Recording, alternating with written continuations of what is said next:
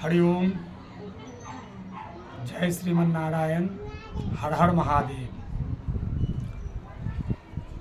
बंधुवर, आज हम आपके समक्ष एक और गंभीर विषय लेकर आए हैं जो हम लोग रोज देख रहे हैं लेकिन उस पर कभी हम लोगों ने गंभीरतापूर्ण तरीके से उस पर विचार नहीं किया है। विषय क्या है? उस विषय का नाम है कुत्ता, डॉग। आज के जमाने में देखा ये जा रहा है कि कुत्तों से इतनी यारी लोगों ने की है, यानी दोस्ती इतनी की कि मनुष्यों से दोस्ती अब बंद हो रहा है धीरे धीरे, और कुत्तों से ज़्यादा दोस्ती हो रहा है। एक ज़माना था, हमारे घर के बड़े बुजुर्ग कहा करते थे, दादी और नानी भी बोला करती थी, अगर भूला भटका कभी कोई कुत्ता किसी के घर में चला जाता था तो पूरा घर को धोया जाता था और गाय के गोबर से लीपा जाता था। क्यों? कुत्ता के बारे में बताया गया था कि कुत्ता से हड्डी छुड़ाता है ना।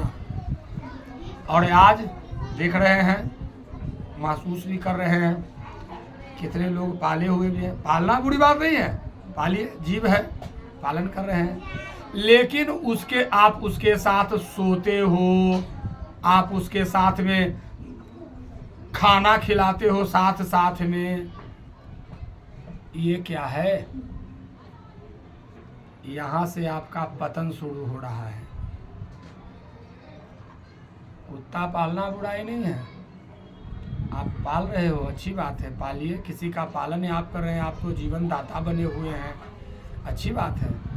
लेकिन ये जो उसके साथ में जो आप इतना जो हिले मिले और हितैषी जैसे कोई परिवार का सदस्य होता है, उस टाइप से ये हानि है। पहले के लोग जो थे, जो अपने घरों में गौ पाला करते थे, गाय, वेद और पुराणों में भी गाय के बारे में बताया गया है।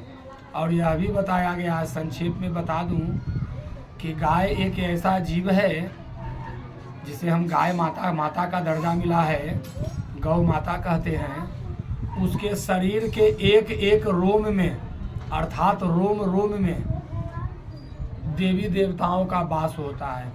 33 कोटि जो होते हैं ना, अभी देखिए, कोटि मतलब बहुत सारे लोग भ्रमित कर रहे हैं, करोड़ कहते हैं। 33 करोड़ नहीं, करोड़ नहीं, कोटि का मतलब होता है प्रकार। 33 प्रकार के देवी देवता हैं इस ब्रह्मांड में, जिसमें अग्नि के अलग देवता हैं, हवा के अलग देवता हैं, जल के अलग देवता हैं, आकाश के अलग, अंतरिक्ष के अलग देवता हैं, है ना, वर्षा के अलग देवता हैं, अन्न के अलग देवता हैं, बीमारी हो जाता है तो दवा दारू जो होता है, औषधि, उसके अलग देवता हैं, धन के अलग देवता हैं, शक्ति की अलग देवी हैं, है ना। ये सब जानने की चीज़ें हैं, और ये सब चीज़ों को मैं आप तक के बंधुवर सरल तरीके से पेश करता हूँ, समझाता हूँ, जिससे कि आप समझो और भ्रमित ना हो। क्योंकि अभी के समय में भ्रमित करने वाले बहुत सारे लोग हैं जो भेष बदल बदल करके घूम रहे हैं और लोगों को भ्रमित कर रहे हैं, और लोग भ्रमित भी हो रहे हैं। तो हमारी एक बात को ध्यान रखेंगे, भ्रम से उत्पन्न रोग का इलाज भी भ्रम ही होता है, और भ्रमित व्यक्ति का इलाज भ्रम के द्वारा ही होगा। अर्थात किसी को मन में यह भ्रम हो गया, हमको लगता है ऐसे हो गया है, डॉक्टर के यहाँ जा रहे हैं ठीक नहीं हो रहा है, ओझा गुनी के यहाँ जा रहे हैं ठीक नहीं हो रहा है। अरे जब आप उसके पास जाते हो तो वो तो देखकर समझ जाता है कि इसको तो कुछ हुआ ही नहीं है, केवल भ्रमित हो गया है, तो वो भी अपना उल्लू सीधा करता है, वो दूर रहा है धीरे धीरे पैसा। तो इन सब चीज़ों से हमें बचना है, और न भ्रमित होना है और न लोगों को भ्रमित करना है। बातें जो एकदम क्लियर और क्लियर, कोई उसमें लेकिन किंतु परंतु नहीं।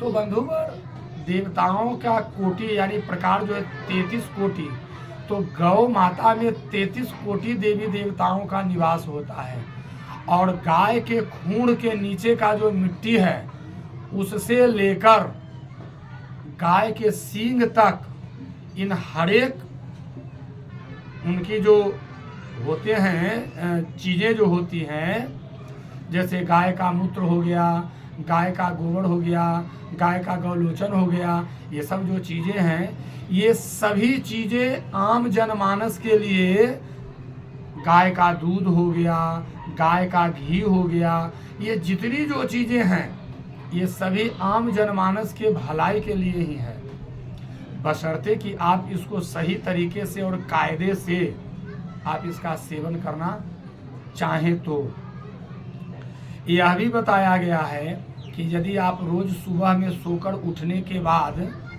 गौ माता को आप दर्शन करते हैं तो आपके जितने जो अपराध हैं अनजाने में जो होते हैं, अनजाने में, जानबूझकर करने वाले अपराध नहीं, अनजाने में होने वाले जो अपराध हैं उन सभी अपराधों का शमन होता है केवल गौ माता के मात्र दर्शन मात्र से। तो सोचिए, हमारे पूर्वज बेवकूफ़ और बुड़बक नहीं थे बंधुवर, जो अपने दूरा पर, अपने दरवाजा पर कम से कम एक गाय को जरूर रखते थे, और आज कुत्ते लोग रखा करते हैं और बड़े शान से उसको घुमाने के लिए ले जाते हैं, जैसे लग रहा है कि वो शेर को घुमाने ले जा रहे हैं।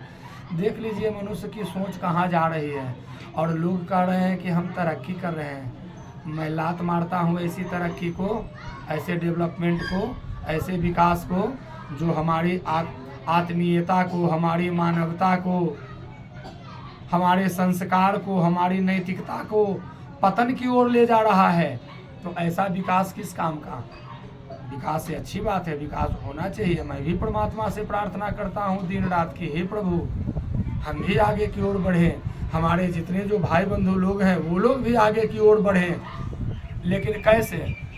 अपने नैतिकता को ताक पर रख के पैरों तले रौंद के नहीं, ये मुझे कतई गवारा नहीं।